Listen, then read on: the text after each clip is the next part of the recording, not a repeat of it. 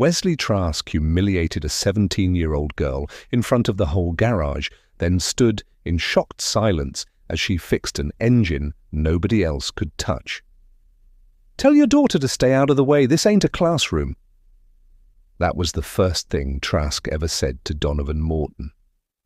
No hello, no handshake. Just those words, loud enough for every mechanic in the shop to hear. Donovan didn't react. He'd worked for enough arrogant bosses to know when to stay calm. But his daughter, 17-year-old Jalaya, heard every word. She didn't flinch, didn't even look up from the rusted Aston Martin V12 parked near Bay 3. She was just there to hang with her dad, maybe get some hands-on time with a rare engine. She hadn't expected to be a target. The garage was massive, all glass and polished concrete, tucked into a side street in Tempe, Arizona, where the desert heat made even the shadows burn. Donovan had worked at Trask Automotive Restorations for 5 years. He had a reputation, a guy who could rebuild a carburetor in his sleep. But the new boss didn't care. Wesley Trask had inherited the place from his father 2 months earlier. From day one, he made it clear he wanted new energy.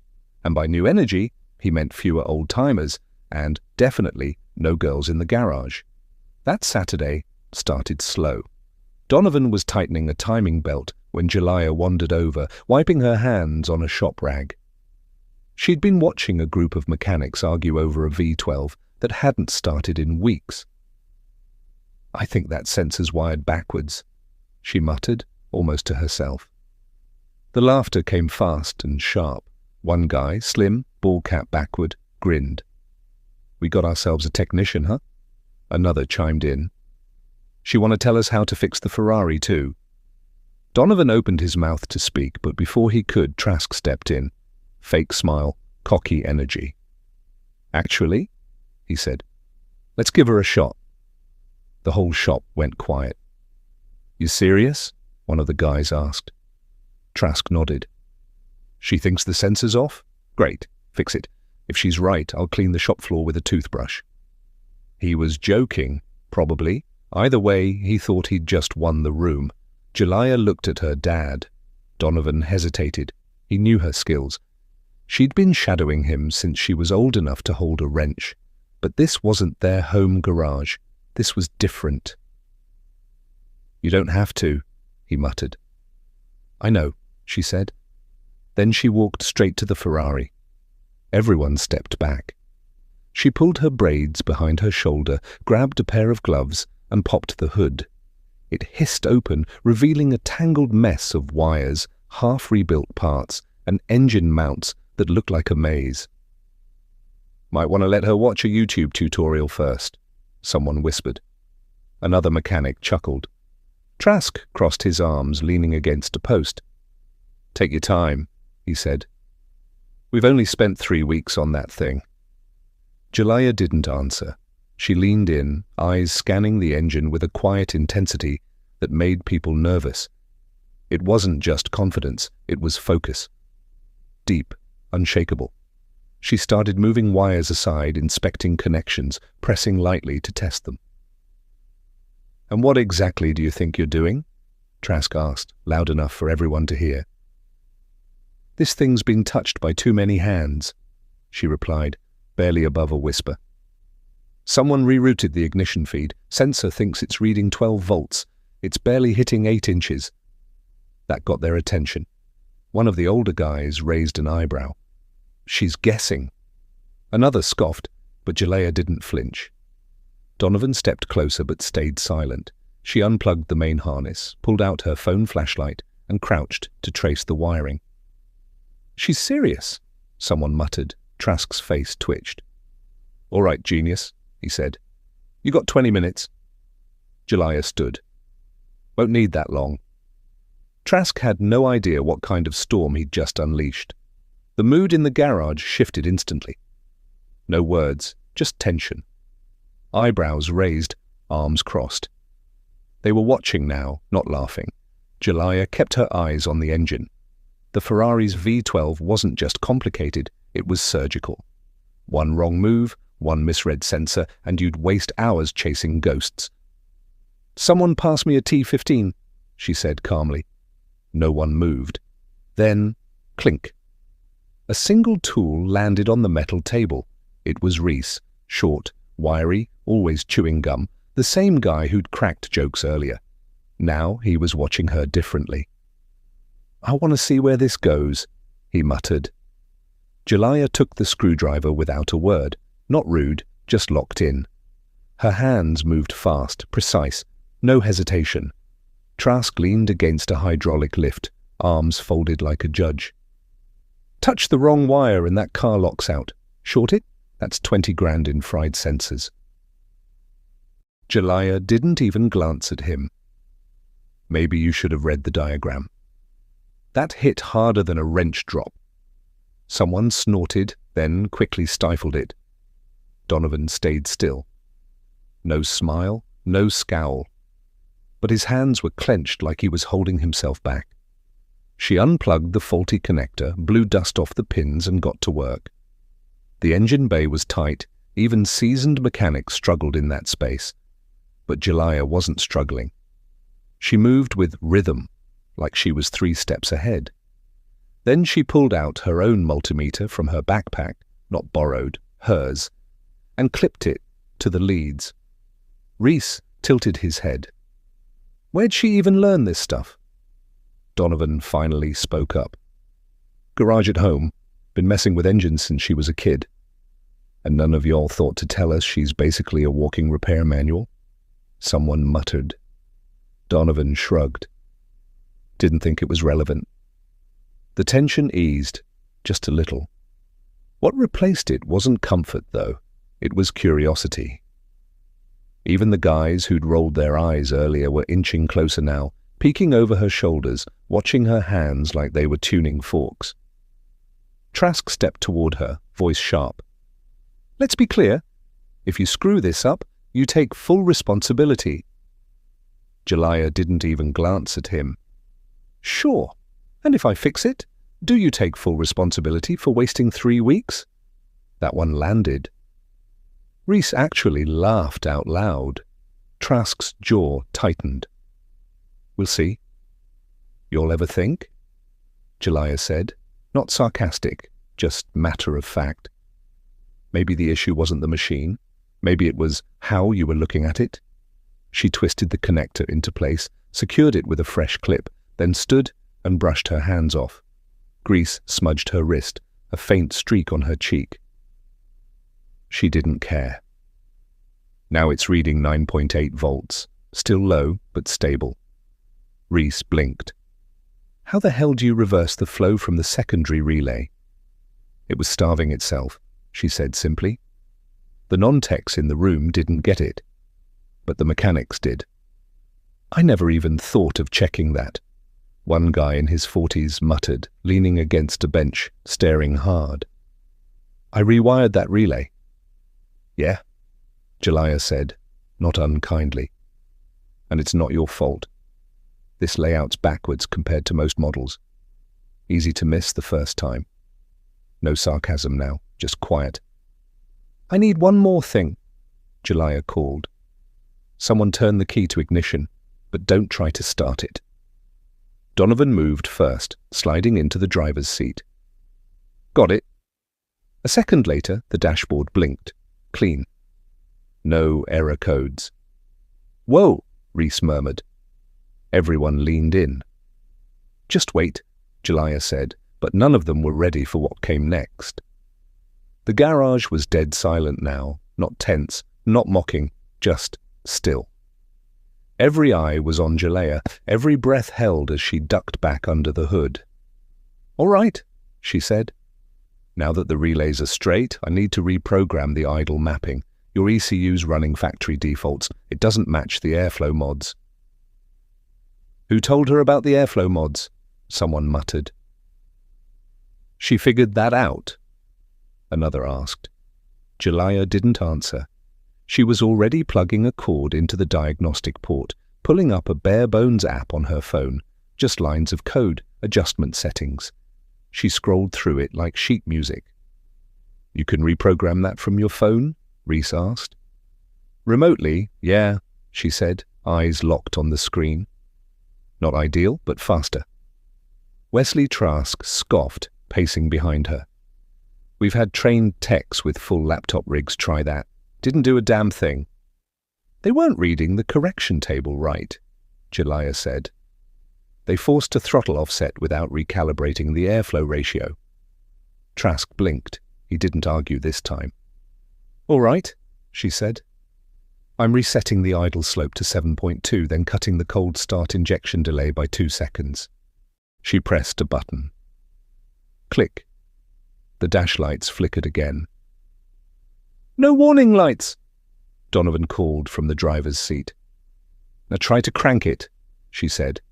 He turned the key. The engine whirred, whined, and died again. Same result. But the sound was stronger now. Almost responsive. Almost had it, someone muttered. Jalaya frowned, not frustrated, just thinking. The secondary coil, she muttered.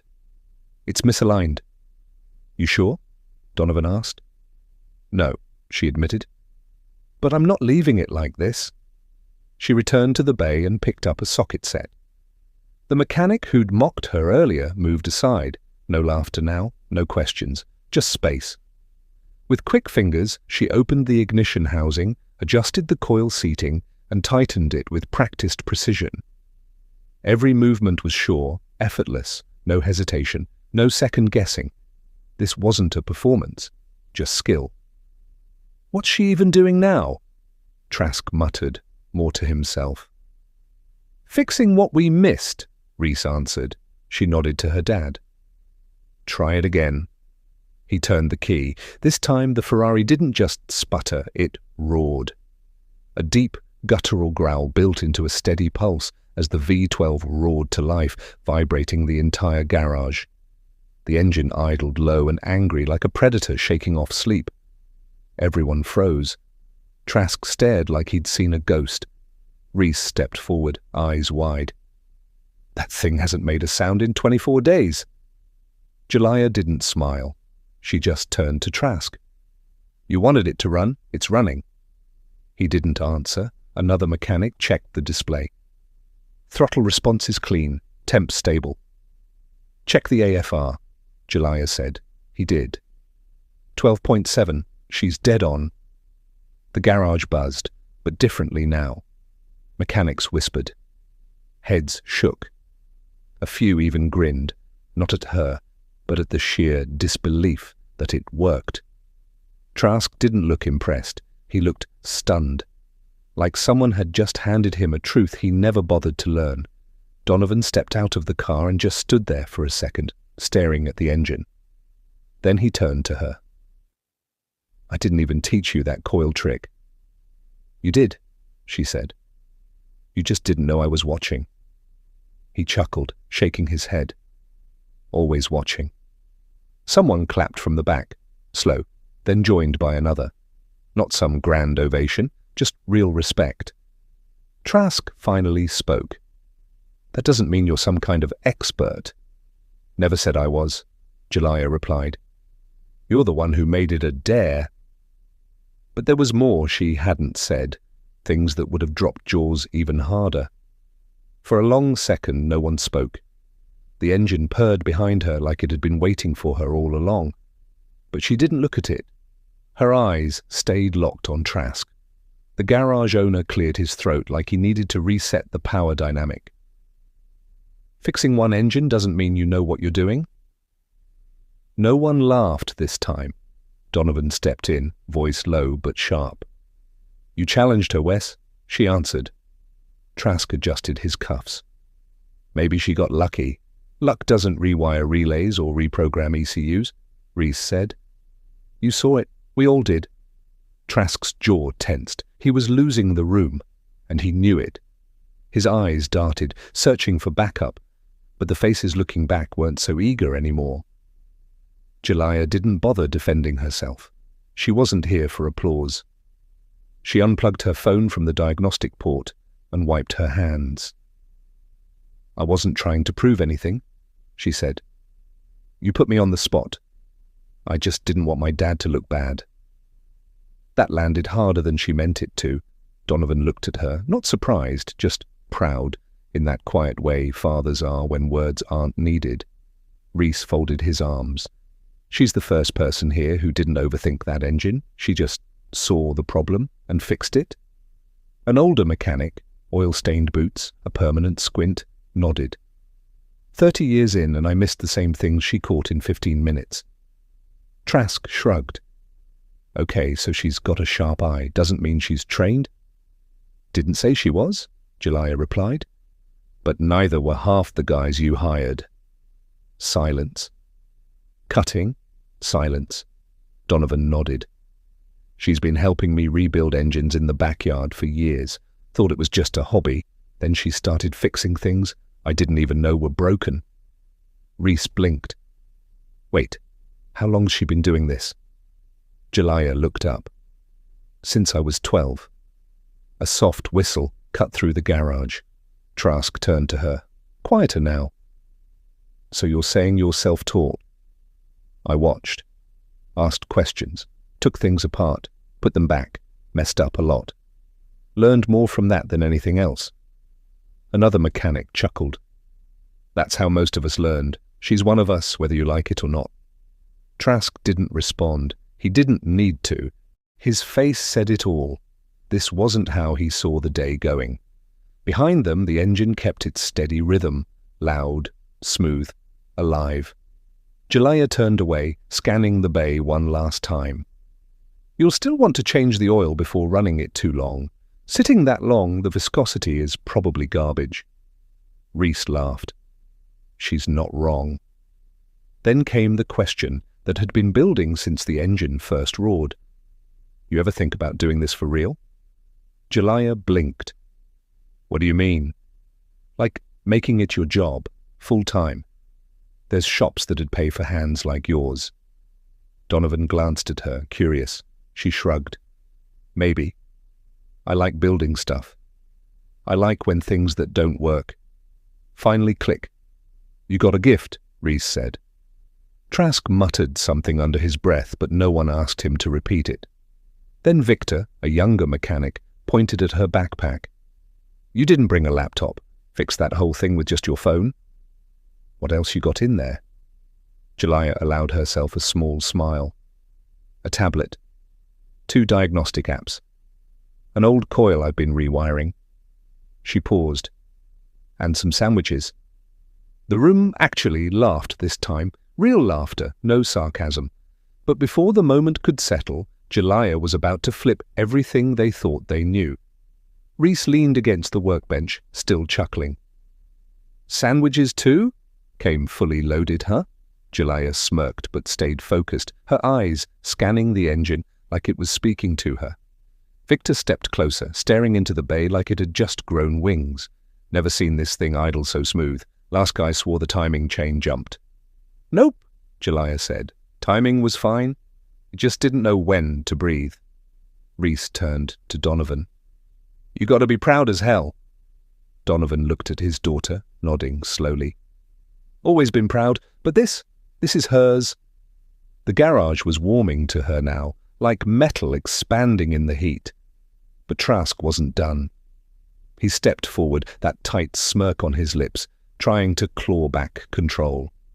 All right, impressive, he said. But flashes of talent don't mean she's ready for the real thing. Jalaya turned. You think this wasn't real? He shrugged. One job doesn't mean much long-term. Reese cut in. Come on, man, we've been losing sleep for weeks.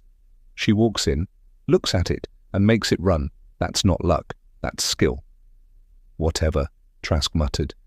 Let's not act like she's Einstein. Jalaya walked to her backpack and pulled out a grease-smudged envelope. She handed it to Reese. He opened it, then whistled low. No way. What? Someone asked. Reese turned the letter around. MIT letterhead, a bolded line midway down. Full academic scholarship awarded. Based on mechanical engineering assessment and independent project submission. Victor's mouth dropped open. You got into MIT? Jalaya nodded. They offered last month. I submitted a modular combustion engine design, 30% less waste. built the prototype from scrap. For once, the garage was dead silent. Even the engine seemed to idle quieter. Trask stared at the letter but said nothing. "You built your own engine?" an older mechanic asked. "In your backyard?" "Yep." Reese held the letter like it was sacred. "Why didn't you lead with this?" Jalaya shrugged. "Didn't think I had to." The air in the garage shifted. Skepticism cracked. Some looked embarrassed, others amazed. Trask looked like a man who'd bet wrong and knew it. Donovan stepped forward. "She's not trying to prove anything, she just loves this." Reese shook his head at Trask. "She's more qualified than half of us, and none of us saw it." Trask brushed it off. "Still doesn't mean she handles pressure." "She was under pressure," Reese snapped. "You made it a dare. She turned it into a lesson." The engine purred on, steady and warm, a stark contrast to the tension. Victor grinned. "If MIT's calling her, I can't wait to see where she is in 5 years. She's already ahead of most grads." Reese nodded. "Damn right." Donovan turned to Jalaya. "Want to tell them what you do on weekends?" She hesitated. "Fix lawnmowers, rebuild go-karts, some freelance coding." "Freelance coding?" Victor blinked. "Built my own scan tool," she said. "Wrote the software from scratch." The room erupted into murmurs, no doubt left. This girl wasn't just skilled, she was something rare. And the men weren't just respecting her now, some were questioning themselves in ways they hadn't in years. Trask stood rigid, arms crossed, but his earlier confidence had slipped. He watched Jalaya like a storm he'd underestimated, one that wasn't passing. She didn't look back, her work had spoken for her. Then Rick, a quiet mechanic in his 40s, the kind who'd seen 100 apprentices, finally spoke. "You'll make it out there. Not just 'cause you're smart, but 'cause you stayed calm when we all doubted you." Jalaya looked at her grease-streaked hands. "I've gotten used to it." "To what?" People not expecting much. She met his eyes, looking at me like I'm supposed to stay small, be quiet, not take up space. Reese stepped closer. "They do that to everybody at some point." "Maybe," she said, "but not like this." That silenced him, not because he didn't understand, but because he did. Trask scoffed. "You're making this about something it's not." Jalaya finally locked eyes with him. You did that when you turned my dad into a joke just for bringing me here." Donovan shifted beside her, not defensive, just present. She didn't need protecting, but he'd always stand with her. Reese muttered, "She's got a point." Victor nodded. "Wes, she didn't ask for this. You made it a show. Now you're mad the ending ain't yours." The tension in the garage eased slightly. Trask stared at the floor, jaw clenched, knowing any argument now would only dig his hole deeper. Rick rested against a tool cart. "When I first started here, my foreman told me something. You don't learn from guys who think they know everything. You learn from those still asking questions." He nodded at Jalaya. She asked the right ones. A faint smile touched her lips. Reese chuckled. "Hell, I thought I was hot stuff, just for dropping a transmission with a flashlight and dumb luck. She's out here programming ECUs and building engines like it's nothing." "And didn't brag once," another mechanic added. "That's rare." Jalaya hadn't sought their admiration, but now that it came, it felt earned, not given. Donovan looked at her, pride shining through. "You've always been quiet, but when something's broken..." He trailed off. "You hear it loudest," she finished softly. Reese studied her thoughtfully. "We talk about respect in here all the time. Don't always give it to those who deserve it." He glanced around. "That changes today." Even Trask stayed silent, eyes downcast. "Let's be real," Reese continued. "If she wanted to walk in here tomorrow and work beside us, she could. She'd outwork half the guys we've seen come and go." Donovan shook his head. "She's not coming back. Bigger things ahead." The words hung in the air as the engine purred, perfectly tuned now. Victor laughed softly. "Still can't believe she fixed it with just a phone and a backpack." Jalaya looked around. You're all good at what you do, but sometimes you get stuck seeing problems one way. She paused. The issue isn't always the machine. Sometimes it's how you've been taught to look at it. The truth landed heavy. No jokes, no deflection, just quiet realization. Reese clapped once, breaking the moment. All right, let's shut it down before it drinks all our gas. Donovan turned the key. The engine sighed into silence. Jalaya peeled off her gloves. Thanks for letting me touch it. Victor grinned. Nah, thank you for showing us what we missed. As conversation buzzed about her future, Reese leaned against the wall. So what's next? The shop lights hummed above, the air thick with oil and metal. She looked around, at the car she'd resurrected, at the men who'd watched. They were different now, some shocked, some ashamed, all changed.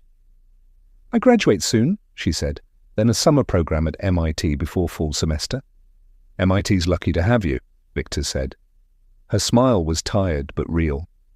I used to think I had to prove I belonged in places like that. And now, Rick asked. Now I know I do, whether anyone else thinks so or not.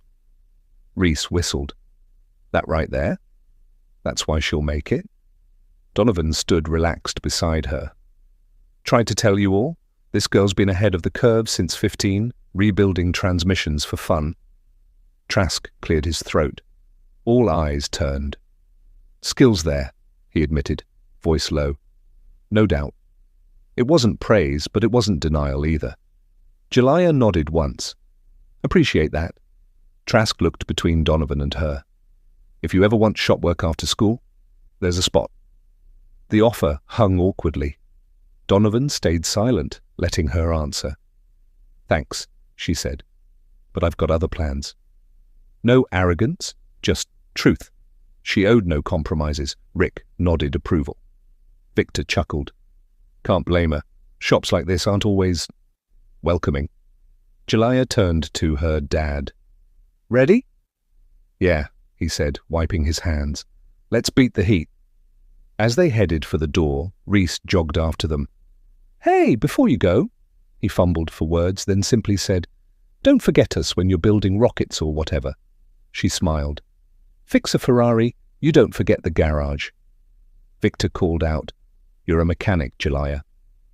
No matter what degree they give you. She paused at the threshold. Maybe, but I think I'm something else too. What's that? Reese asked. A builder, her voice carried through the bay.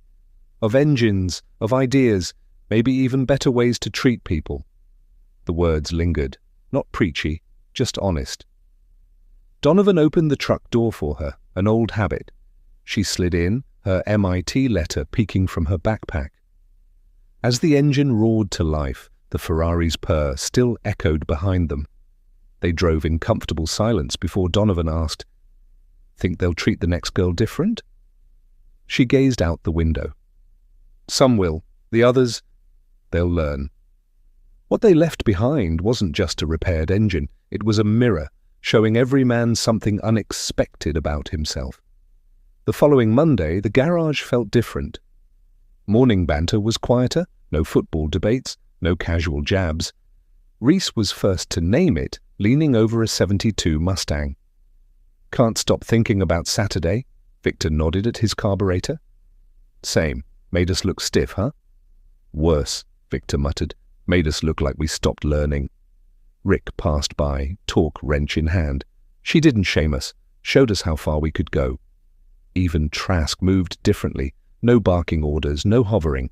He paused often by the Ferrari, its cover pulled back just enough, and though he'd never admit it, he'd stayed late Sunday night, staring at her diagnostic logs. The numbers didn't lie, her fix was flawless, no luck, just skill.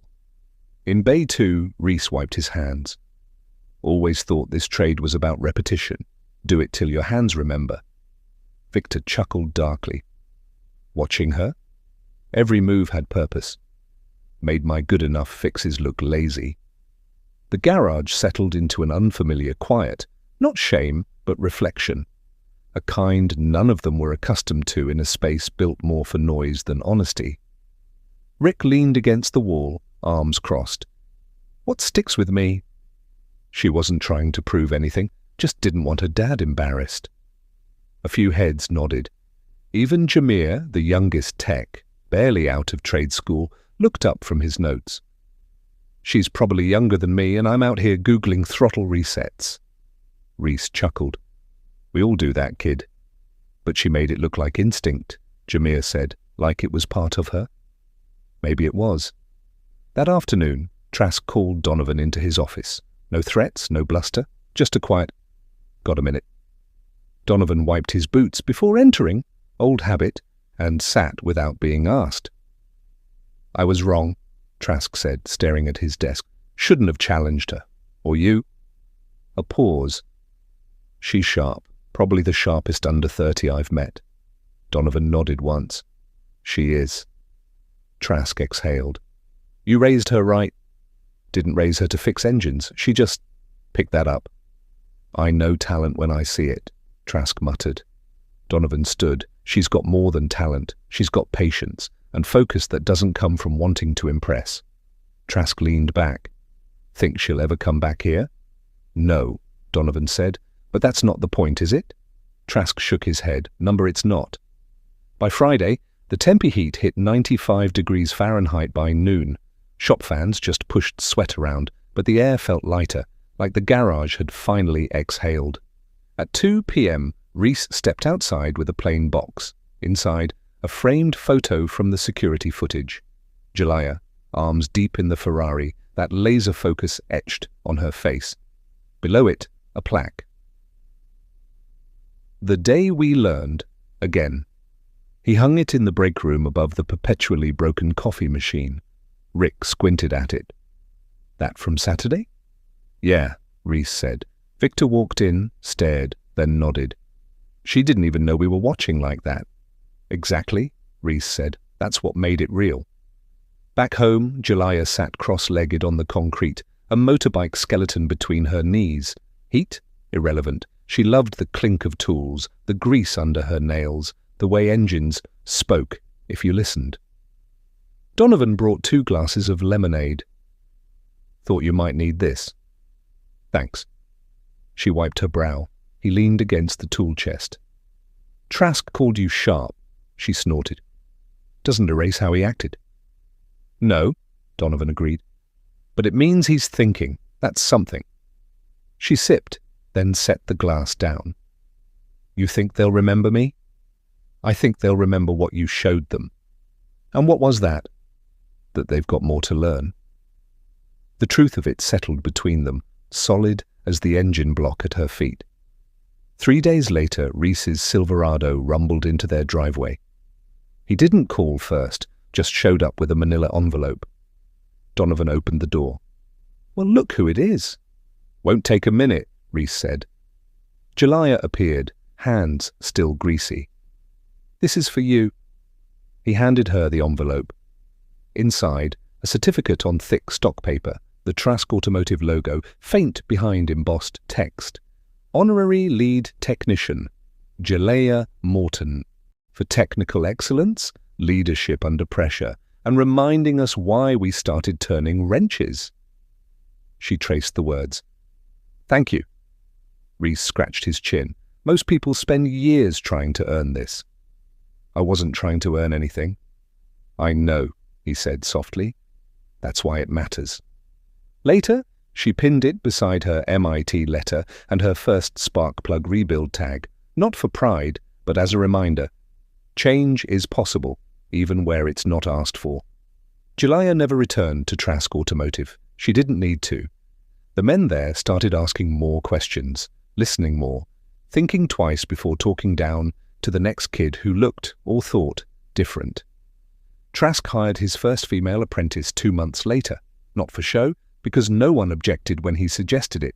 As for Jalaya, she kept building engines, machines, her future, wire by wire, because when someone dares you to prove yourself, you've got 2 choices: step back or show them who you already were. That day in the garage, she didn't prove herself. She revealed herself.